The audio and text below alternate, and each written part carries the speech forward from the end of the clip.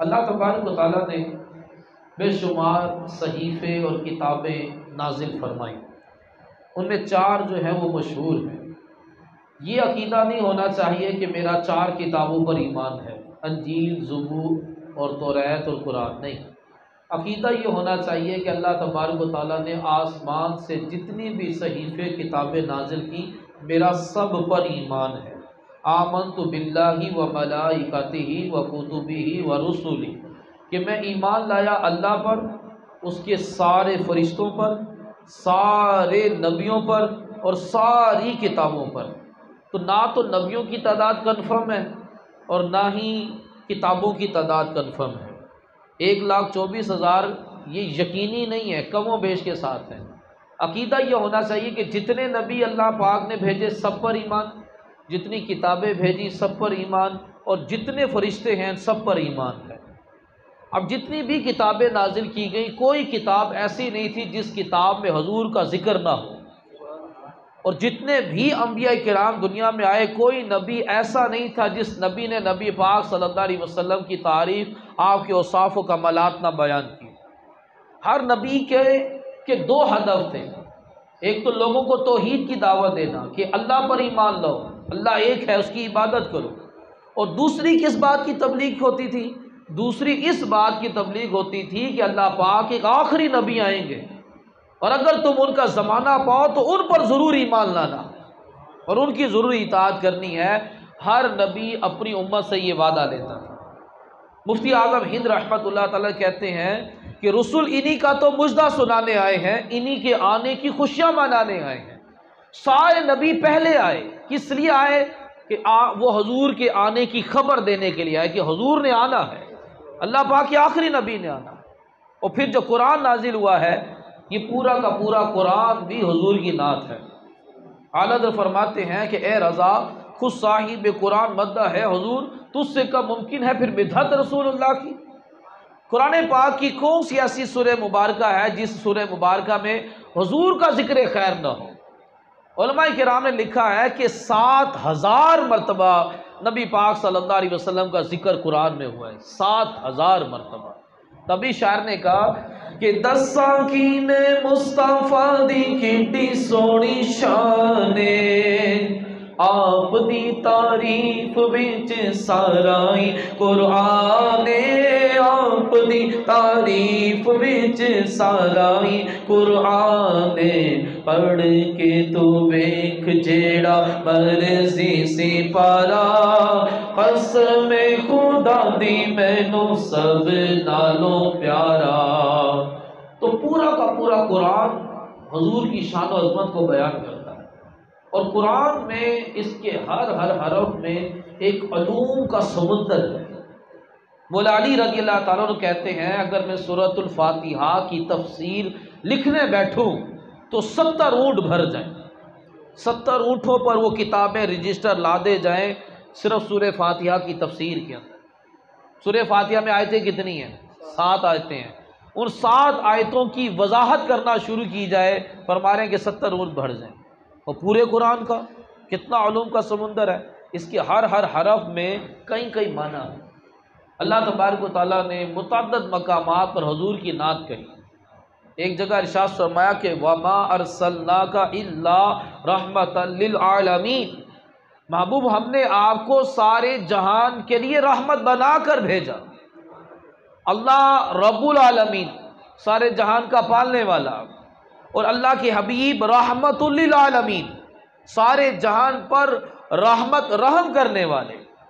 تو رحمت للعالمین میں حضور صلی اللہ علیہ وسلم کی 4 شانیں ثابت ہوتی ہیں۔ رحمت للعالمین کا ایک مطلب یہ ہوا کہ حضور زندہ ہیں، کیونکہ جو مر جاتا ہے وہ کسی پر رحم نہیں کر سکتا، مری ہوئی چیز تو خود قابل رحم ہوتی ہے، اس نے کیا کسی پر رحم کرنا؟ تو حضور صلی اللہ علیہ وسلم نے سارے جہان پر رحم کرنا ہے، اور قیامت تک کرنا ہے، قیامت میں بھی کرنا ہے۔ تو حضور صلی اللہ علیہ وسلم زندہ ہے، کیونکہ مرا ہوا بندہ کسی پر رحم نہیں کر سکتا۔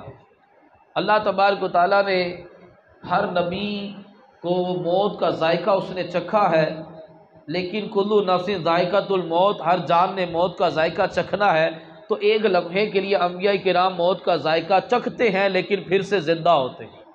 متعدد احادیث مبارکہ ہیں، حضور صلی اللہ علیہ وسلم نے ارشاد فرمایا الانبیاء احیاء فی قبورہم یصلون، انبیاء کرام اپنی قبروں میں زندہ ہوتے ہیں اور وہ نماز ادا کر رہے ہوتے ہیں۔ نماز ایک ایسی اعلیٰ عبادت ہے کہ ابھی بھی انبیاء کرام اپنی قبروں میں نمازوں کو ادا کر رہے ہیں۔ اس لیے کہا گیا کہ من ترک الصلاۃ متعمدا فقد کفر، کہ جو جان بوجھ کر ایک نماز چھوڑے وہ کافر ہے، یعنی کہ کافروں کی طرح کا ہو گیا۔ اتنا سخت وعید ہے کہ جان بوجھ کر ایک بھی نماز نہیں چھوٹنی چاہیے، اور اتنی اعلیٰ قسم کی عبادت ہے کہ انبیاء دنیا سے پردہ کرنے کے بعد بھی وہ اپنی قبروں میں نمازیں پڑھتے ہیں۔ نبی پاک صلی اللہ علیہ وسلم نے ارشاد فرمایا جب حضور معراج پر جا رہے تھے، فرمایا رأیت موسیٰ یصلی فی قبری، میں نے موسیٰ علیہ السلام کو دیکھا وہ اپنی قبر میں نماز ادا کر رہے تھے۔ موسیٰ علیہ السلام نماز ادا کر رہے تھے۔ نبی کریم صلی اللہ علیہ وسلم نے ارشاد فرمایا کہ ان اللہ حرم علی الارض ان تاکل اجساد الانبیاء فنبی اللہ حج یرزق، فرمایا بے شک زمین پر انبیاء کرام کے جسموں کو کھانا حرام قرار دے دیا گیا۔ فنبی اللہ حی، اللہ کا نبی زندہ ہوتا ہے، یرزق اسے رزق دیا جاتا ہے۔ تو اس چیز پر ایمان لانا ضروری ہے کہ حضور زندہ ہے۔ اعلیٰ حضرت فرماتے تو زندہ ہے واللہ، تو زندہ ہے واللہ، میری چشم عالم سے چھپ جانے والے۔ اگر حضور صلی اللہ علیہ وسلم کو زندہ نہ مانا جائے تو پھر رحمت للعالمین کا معنی ہی کچھ نہیں بنتا۔ تو پہلا معنی یہ بنا کہ نبی پاک صلی اللہ تعالی علیہ وسلم زندہ ہے۔ دوسرا معنی اس کا یہ بنتا ہے کہ حضور سارے جہان کے لیے رحمت للعالمین ہے نا، تو حضور سارے جہان کو دیکھتے ہیں، سارے جہان کا علوم حضور صلی اللہ علیہ وسلم کے پاس ہے۔ نبی کریم صلی اللہ تعالی علیہ وسلم نے ارشاد فرمایا میں اس پوری کائنات کو ایسے دیکھتا ہوں جیسے میں اپنی ہتھیلی کو دیکھتا ہوں۔ دیکھیں نا، اگر آپ نے کسی پر رحم کرنا ہے پہلے آپ کو علم ہوگا تو آپ اس پر رحم کریں گے نا۔ جب آپ کو معلوم ہی نہیں ہے کہ فلاں علاقے میں بھی سیلاب زدگان والے ہیں تو آپ ان کے اوپر رحم کیسے کریں گے؟ آپ کو پتہ چلے گا تو آپ ان کی کچھ مدد کر سکو گے نا۔ تو علم ہونا پہلے ضروری ہے، اس کا جاننا ضروری ہے۔ تو نبی پاک صلی اللہ علیہ وسلم کے پاس سارے جہان کا علوم ہے، حضور پوری کائنات کو دیکھتے ہیں، ہر اپنے امتی کو جانتے ہیں، پہچانتے ہیں، کائنات کا کوئی ذرہ حضور سے پوشیدہ نہیں ہے، اور یہ طاقت اللہ نے اپنے حبیب کو عطا کی ہے کیونکہ اللہ نے رحمت للعالمین بنایا ہے۔ اعلیٰ حضرت فرماتے ہیں سر عرش پر ہے تیری گزر، دل فرش پر ہے تیری نظر، ملکوت و ملک میں کوئی شے نہیں وہ جو تجھ پر آیا نہیں، کہ کائنات کا کون سا ایسا ذرہ ہے جو حضور سے پوشیدہ ہو؟ حضور سب جانتے ہیں۔ حضور فرماتے ہیں میں اس پتھر کو بھی جانتا ہوں جو میری بعثت سے پہلے مجھ پر سلام پڑھا کرتا تھا، فرمایا میں اس پتھر کو بھی جانتا ہوں۔ کس چیز کو حضور نہیں جانتے؟ تیسرا معنی اس کا یہ ہے کہ جو رحمت للعالمین ہے ان کو سارے جہان کے لیے رحمت للعالمین ہے، سارے جہان میں جاننے کی طاقت بھی ہونی چاہیے۔ لیکن چلیں آپ کو پتہ چل گیا کہ فلاں علاقے میں سیلاب زدگان ہیں، نہ تو وہاں بائی روڈ جا سکتے ہیں آپ، نہ تو آپ وہاں کشتی کے ذریعے جا سکتے ہیں کیونکہ درمیان میں کوئی پہاڑ وغیرہ ہیں، ہاں ہیلی کاپٹر کے ذریعے آپ جا سکتے ہیں، ہیلی کاپٹر آپ کے پاس ہے نہیں۔ تو جب آپ کو وہاں پہنچنے کی طاقت نہیں ہے، پتہ تو آپ کو چل گیا، وہ میسیج کے ذریعے یا کال کے ذریعے یا کوئی ویڈیوز کے ذریعے آپ کو پتہ تو چل گیا کہ پہاڑ کے اس طرف بھی لوگ مصیبت زدہ ہیں، لیکن آپ کے پاس جانے کی پاور نہیں ہے تو آپ ان پر رحم نہیں کر سکتے۔ تو نبی پاک صلی اللہ علیہ وسلم تو رحمت للعالمین ہیں، تو پوری کائنات میں حضور صلی اللہ علیہ وسلم کو جاننے کی طاقت ہے۔ آپ ابھی بھی مدینہ منورہ میں رہ کر پوری کائنات میں جہاں چاہیں اور ایک وقت میں کئی مقامات پر آپ جلوہ فرما ہو جاتے ہیں۔ حضرت ابن جوزی رحمت اللہ تعالی نے لکھا ہے کہ ابن نعمان کی قسمت جاگ اٹھی، ابن نعمان کو خواب میں حضور کا دیدار ہوا۔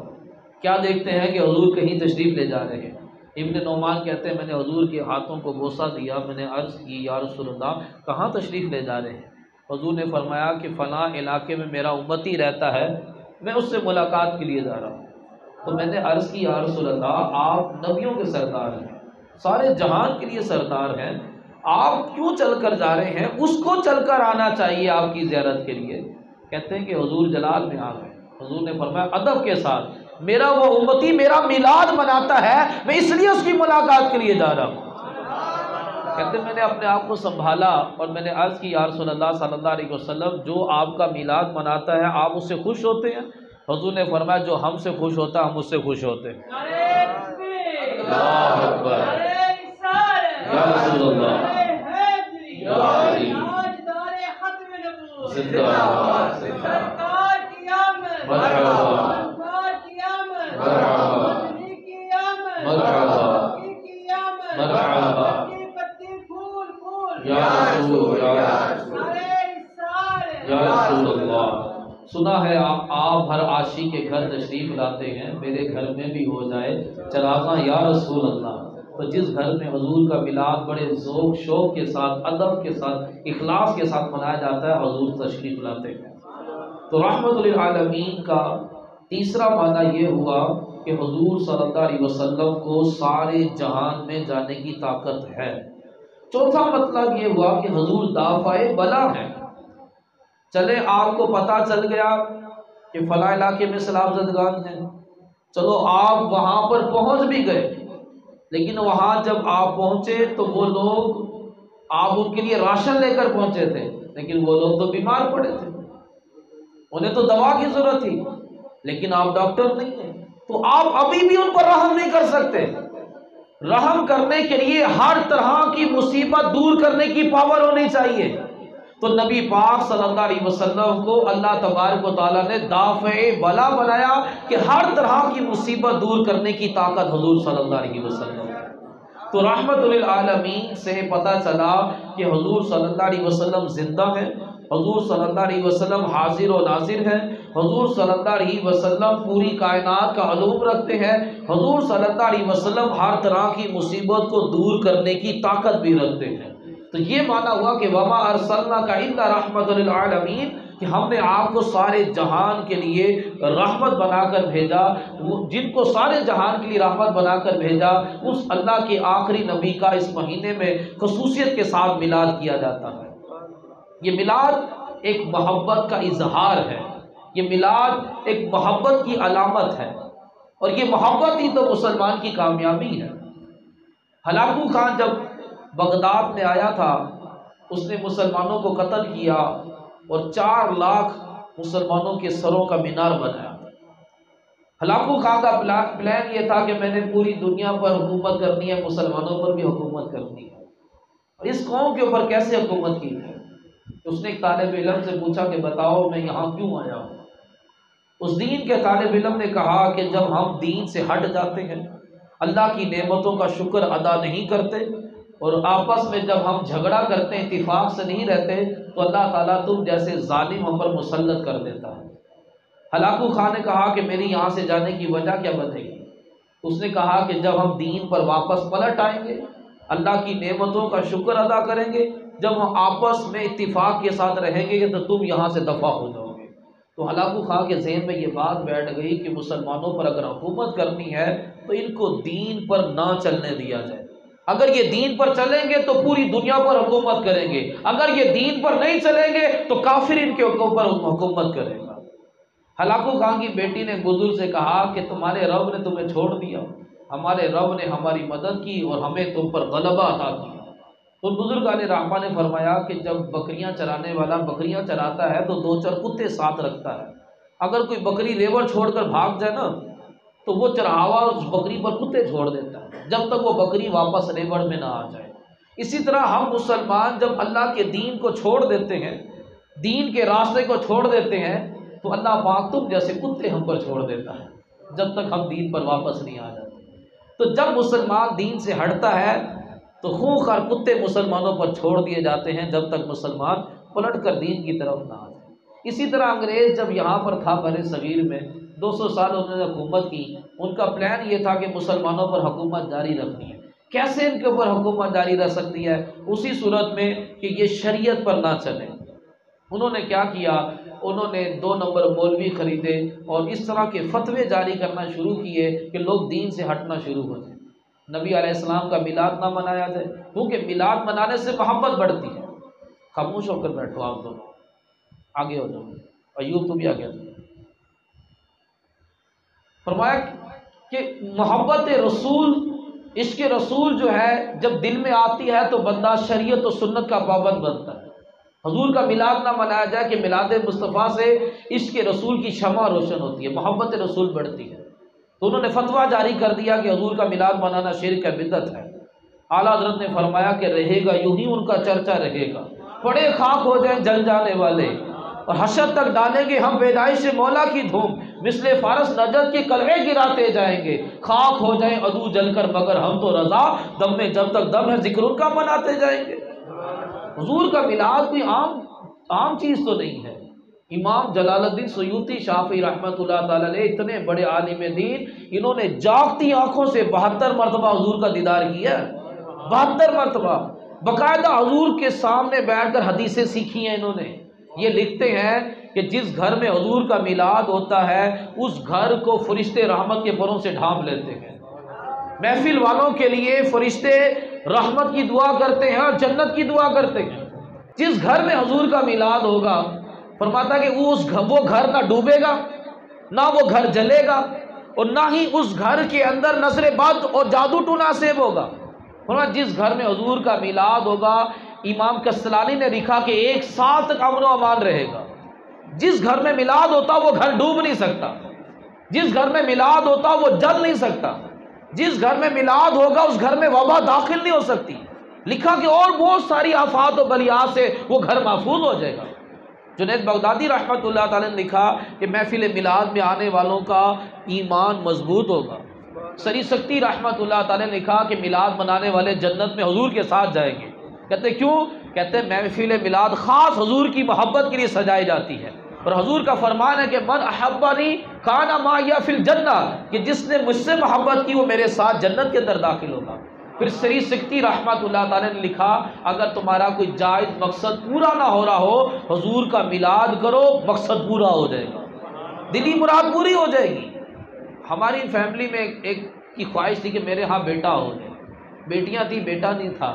یہ یاد رکھیے گا کہ بیٹی پیدا ہونے پر افسوس کرنا کافروں کا طریقہ ہے، اور جس عورت کے ہاں پہلی بیٹی پیدا ہو حدیث میں ہے کہ وہ عورت برکت والی ہے، اور جس کے ہاں بیٹی پیدا ہو وہ اس کی پرورش کرے، تربیت کرے، اس کا نکاح کر دے تو حضور نے فرمایا وہ میرے ساتھ جنت کے اندر داخل ہوگا۔ تو بیٹی پیدا ہونے پر افسوس نہیں کرنا چاہیے، بہرحال بیٹے کی خواہش کرنا جائز ہے۔ تو انہوں نے حضور کا میلاد کیا تو اسی سال اللہ نے کرم کیا، ان کو بیٹا عطا کر دیا۔ سری سختی رحمت اللہ تعالی نے لکھا کہ جائز مقصد کے لیے حضور کا میلاد کرو گے اللہ تبارک و تعالیٰ تمہاری مراد پوری کر دے گا۔ تو یہ انگریزوں کی سازش تھی کہ حضور کا میلاد نہ ہو، لیکن اپنی سازش میں ناکام رہے۔ پوری دنیا میں حضور کا میلاد ہو رہا ہے، پوری دنیا میں۔ آپ تو اب تو نیٹ پہ سرچ کر کے اب تو دنیا گلوبل ویلیج بن گئی ہے۔ گلوبل ویلیج کا مطلب ہے چھوٹا گاؤں، کسی کے کچن میں بھانڈے کھڑ گئے تو پورے گاؤں والوں کو پتہ چلتا تھا کہ گاؤں میں کے کچن میں بھانڈے کھڑ گئے ہیں۔ تو اب دنیا کا بھی یہی حال ہو گیا ہے، آپ دنیا کا کوئی کونے کی خبر حاصل کرنا کوئی مشکل چیز نہیں ہے۔ اب آپ دیکھ سکتے ہیں کہ پوری دنیا کے اندر سرکار صلی اللہ علیہ وسلم کا میلاد منایا جا رہا ہے، صرف پاکستان کے اندر نہیں، صرف بریلوی ہی نہیں بلکہ جو بھی عاشق رسول مسلمان ہے وہ حضور کا میلاد منا رہا ہے۔ انگریزوں نے ایک فتویٰ مولویوں کے ذریعے لکھوایا، 2 نمبر مولویوں کے ذریعے، کہ چہرے پر داڑھی رکھ لو تو ثواب ہے، نہ رکھو تو کوئی گناہ نہیں۔ تو سیدی اعلیٰ حضرت رحمت اللہ تعالیٰ علیہ نے یہ سارا انگریزوں سے مقابلہ اعلیٰ حضرت قلم کے ذریعے کر رہے تھے۔ آپ نے لکھی کتاب، اس کے اندر 18 قرآنی آیتیں، 72 احادیث مبارکہ اور 60 بزرگان دین کے اقوال سے ثابت کیا کہ چہرے پر داڑھی رکھنا سنت واجبہ ہے، اگر نہیں رکھیں گے تو گناہ گار ہوں گے۔ دلیل کیا دی؟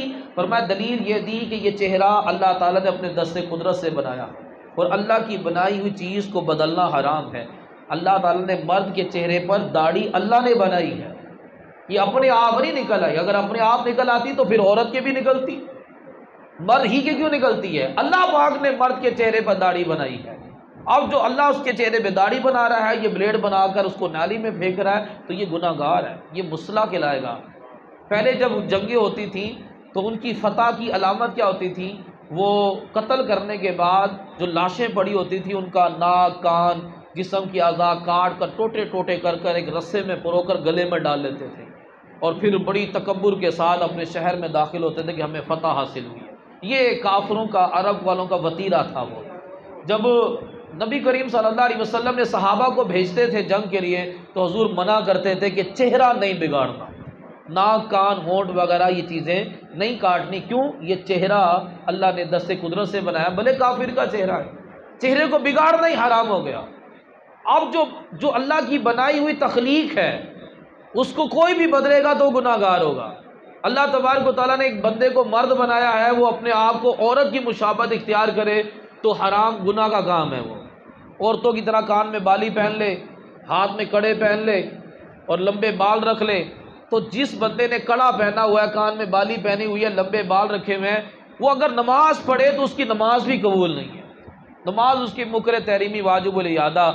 ایک عموماً ہوتا ہے کہ عید والے دن یا شادی کے موقع پر کوئی چیچی انگلی پر مہندی لگا لیتا ہے یا تھوڑی بہت مہندی لگا لیتے ہیں شادی پر. ایک شخص کو حضور نے مہندی لگے ہوئے دیکھا، فرمایا اس کو مدینے سے باہر نکال دو. بالکل برداشت نہیں کیا. یہ مرد ہے، مرد ہو کر مہندی کیوں لگا رہا ہے؟ مہندی لگانا تو عورتوں کا کام ہے. فرمایا اس کو مدینے سے باہر نکال دو. تو عورت اگر مردوں کی مشابہت اختیار کرے تو جنت کی خوشبو بھی نہ پائے. اس لیے علماء نے کہا کہ واش روم میں آپ 2 چپلیں رکھیں، ایک جینٹس کی رکھیں، ایک لیڈیز کی رکھیں. عورت مردوں والی چپل نہیں پہن سکتی، مرد عورتوں والی چپل نہیں پہن سکتا. مرد کا عورت والی چپل پہننا حرام اور عورت کا مردوں والی چپل پہننا حرام ہے. وہ مردوں کی طرح جوگر اور مردوں کی طرح کا لباس اور مردوں کی طرح بالوں کی کٹنگ نہیں کروا سکتی کہ اللہ پاک نے اس کو عورت بنایا ہے، وہ مردوں کی مشابہت اختیار کر رہی ہے. اب اس سے آپ اندازہ لگا لیں کہ ایک مرد معمولی سی عورت کی مشابہت اختیار کرے تو حرام، تو جو ٹرانسجینڈر کی طرح پورا ہی اپنے آپ کو عورت ہی میں تبدیل کر لے اپنے آپ کو، تو یہ کتنا بڑا گناہ کا کام ہوگا. ٹرانسجینڈر کا مطلب یہ ہے کہ ایک مرد نادرا کے آفس جائے گا، وہ کہے گا کہ میرے آئی ڈی کارڈ پہ جو میل لکھا ہوا ہے اس کو کاٹ کر فیمیل کر دو، یعنی کہ مجھے لڑکی والا آئی ڈی کارڈ بنا دو. اب نادرا والے بغیر کسی میڈیکلی رپورٹ کے اس کو لڑکی والا آئی ڈی کارڈ بنا کر دیں گے. اب اس کو لڑکی والا آئی ڈی کارڈ بنا دیا، اب یہ لڑکیوں والے لباس پہن کر اپنے آپ کو عورت کی طرح زندگی گزارے گا. لیڈیز سوئمنگ پول ہوتے ہیں جہاں مرد نہیں جا سکتے لیکن یہ جائے گا، لیڈیز جم ہوتے ہیں جہاں مرد نہیں جا سکتے لیکن یہ جائے گا. اب یہ لیڈیز بن گیا، مرد کے ساتھ شادی کرے گا، حقیقت میں تو یہ مرد ہی ہے. تو مرد کے ساتھ کے جسمانی تعلقات لواطت نہیں ہوئے تو اور کیا ہوئے؟ یعنی کہ سمجھ لو یہ بل یہ پاس ہو رہا ہے کہ یا اللہ سیلاب والا عذاب تو آ گیا لیکن قوم لوط پر جو پتھروں والا عذاب آیا تھا اب وہ عذاب نازل کر. یہ بل وہ عذاب نازل کرنے والی دعوت دی جا رہی ہے.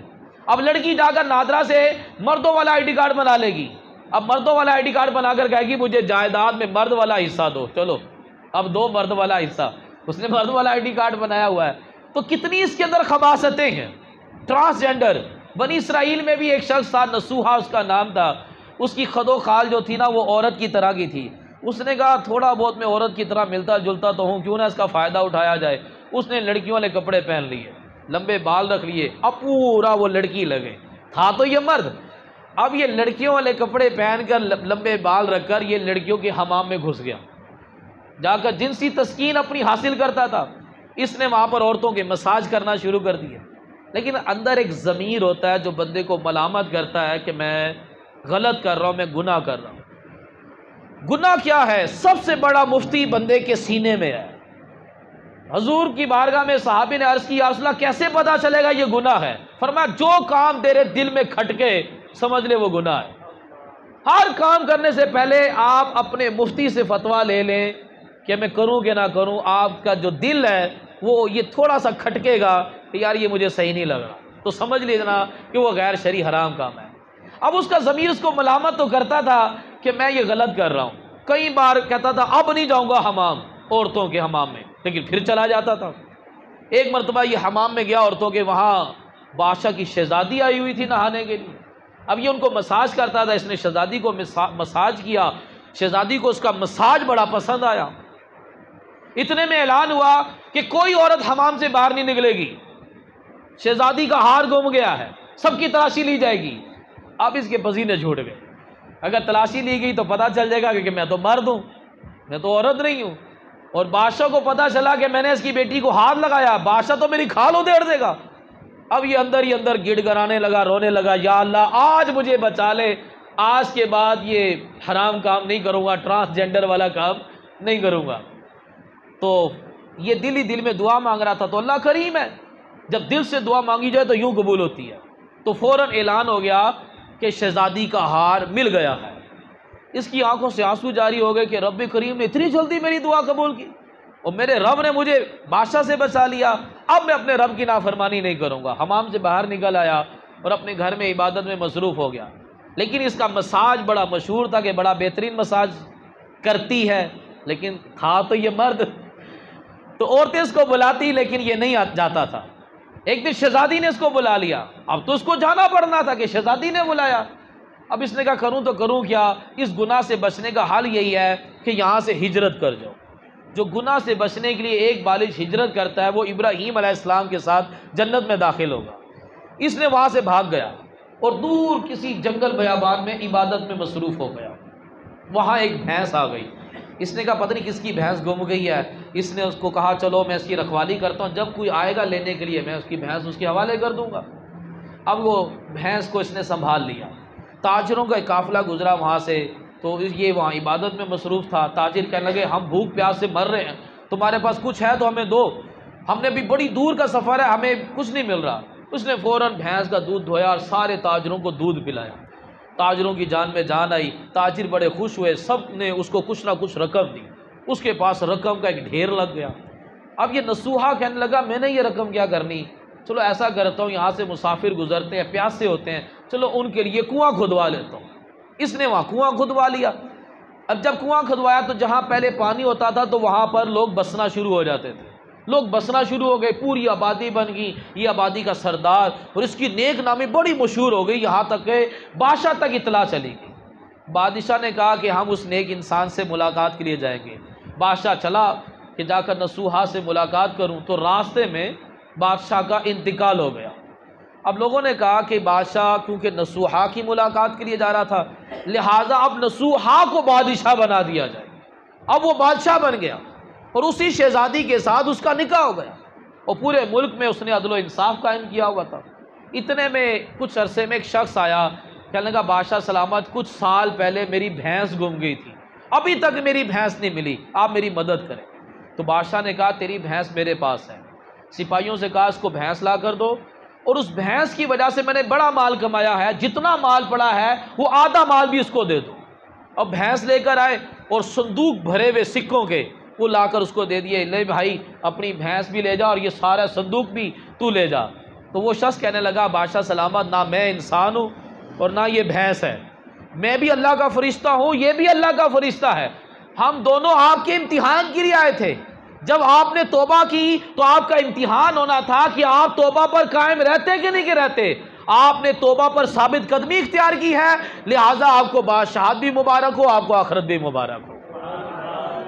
جب بندے کے اندر کوئی برائی پائی جائے اور بندہ وہ برائی چھوڑ دے اور زندگی بھر دوبارہ وہ برائی نہ کرے، اللہ تبارک و تعالیٰ اس پر انعام و اکرام کی بارشیں کر دیتا۔ اب یہ عورت سے ملتا جلتا اس کا جسم تھا، یہ عورت بن کر گناہ کر رہا تھا، لیکن اس نے سچی توبہ کی تو اللہ تبارک و تعالیٰ نے اس کو کتنا بڑا انعام دیا، بادشاہت بھی دی اور اس کی آخرت بھی بہتر ہوگی۔ تو اللہ تبارک و تعالیٰ ہم سب کو عمل کرنے کی توفیق عطا فرمائے۔ میلاد مصطفیٰ کا مطلب یہ ہوتا ہے کہ ہم مسلمان دین مصطفیٰ پر، اطاعت مصطفیٰ پر، حضور صلی اللہ علیہ وسلم کی اتباع کرنے والے بن جائیں، یہ میلاد مصطفیٰ کا مقصد ہے۔ اور یہ جو بل پاس کیے جا رہے ہیں یہ انگریزوں کا آج کا نہیں، یہ بہت سال پہلے کا پلان ہے کہ مسلمان اپنے دین پر عمل نہ کریں، بھلے اپنے آپ کو مسلمان کہیں، کیونکہ حضور نے فرمایا شیطان مایوس ہو گیا ہے کہ وہ تم سے بتوں کی عبادت کروائے۔ شیطان اس بات سے مایوس ہو گیا ہے کہ اب تم کسی بت کے آگے کبھی نہیں جھکو گے، تم کبھی کسی بت کو خدا نہیں مانو گے، شیطان مایوس ہو گیا ہے۔ پھر اب شیطان کیا کرے، کیونکہ انہوں نے اب شرک تو کرنا نہیں، تو اب وہ شیطان کیا کرتا ہے، یا تو ان کو آپس میں لڑوایا جائے اور ان کو ان کے دین پر چلنے نہ دیا جائے۔ تو وہی یہ کبھی میرا جسم میری مرضی کے والے جلوس باہر نکالے جاتے ہیں، تو کبھی عجیب و غریب قسم کے بل پاس کروائے جاتے ہیں۔ مین کافروں کا ٹارگٹ کیا ہے، بھلے یہ مسلمان سے کافر تو نہیں ہو رہے لیکن یہ اپنے دین پر نہ چلیں، یہ اپنے دین پر نہیں چلیں گے، ہمارے غلام بن کر رہیں گے۔ اگر یہ اپنے دین پر چل پڑے تو یہ ہمارے اوپر حکومت کریں گے۔ تو میرے محترم اسلام بھائیوں، ہماری کامیابی دین پر چلنے پر ہے۔ آپ جتنے مرضی ایٹم بم بنا لیں، جتنے مرضی آپ ایٹمی پاور بن جائے، جو مرضی بن جائیں، اگر عشق رسول اور اتباع رسول نہ ہو تو کامیابی کبھی بھی نہیں ملے گی۔ مسلمان کی کامیابی دین میں رکھی گئی ہے، محبت رسول میں رکھی گئی ہے۔ تو اللہ تبارک و تعالی ہمیں اس پر عمل کی توفیق دے دے کہ میلاد مصطفیٰ کا مقصد کیا ہے کہ ہم شریعت و سنت کے پابند بن جائیں۔ تو ہمیں یہ نیت کرنی چاہیے، ہم حضور کا میلاد منا رہے ہیں، میلاد اس طرح سے بھی منایا جا سکتا ہے کہ یا رسول اللہ آج کے بعد میں کبھی نماز قضا نہیں کروں گا، آپ کی ولادت کی خوشی میں اپنے چہرے پر داڑھی سجاؤں گا، آپ کی ولادت با سعادت کی خوشی میں ایک غریب کی بیٹی گھر بیٹھی ہوئی ہے، میں اس کی شادی کا خرچہ اٹھا لوں گا، ایک بندہ بیمار ہے میں اس کا علاج کروا دوں گا، یا رسول اللہ آپ کے نام کی مسجد بنا دوں گا، یا رسول اللہ کسی کا گھر سیلاب میں گر گیا میں اس کا گھر بنوا دوں گا، کوئی بے روزگار ہو گیا اس کو روزگار شروع کروا دوں گا۔ بھائی اس طرح سے بھی میلاد منایا جا سکتا ہے، خالی یہ کوئی طریقہ نہیں ہے کہ 12 ربیع الاول کو عورتیں بے پردہ باہر آ جائیں، تو کہیں پٹھورے چل رہے ہیں، تو کہیں دہی بلے چل رہے ہیں، تو کہیں قوالیاں ہو رہی ہیں، تو کہیں گانے باجے ہو رہے ہیں، تو کہیں ڈانس کے مقابلے ہو رہے ہیں۔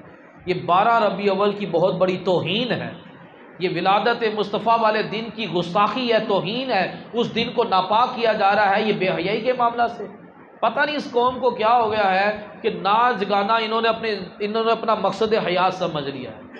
بچہ پیدا ہو ناچ گانا، سالگرہ ہو ناچ گانا، منگنی ہو ناچ گانا، 12 ربیع الاول ہو ناچ گانا، عید الفطر ہو ناچ گانا، عید الاضحیٰ ہو ناچ گانا، ہر موقع پہ ناچ گانا کرنا۔ اتنا مبارک دن، اس دن بھی تم نے ناچ گانا کرنا ہے۔ حضور فرما رہے ہیں میں گانے باجے کے آلات توڑنے کے لیے آیا ہوں۔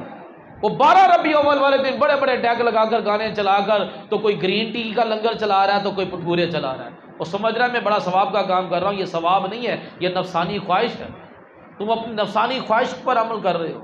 اور یہ بھی کوئی طریقہ نہیں ہے کہ آپ اتنا بڑا ماڈل بنائے اور لوگوں کی گزرنے کی راستے کو بند کر دیں۔ نبی پاک صلی اللہ علیہ وسلم کی تعلیم تو یہ ہے کہ آپ چلنے والوں کے لیے راستہ کشادہ کرو، پتھر پڑا ہوا ہے تو سائڈ پہ کرو، اللہ تمہیں بخش دے گا۔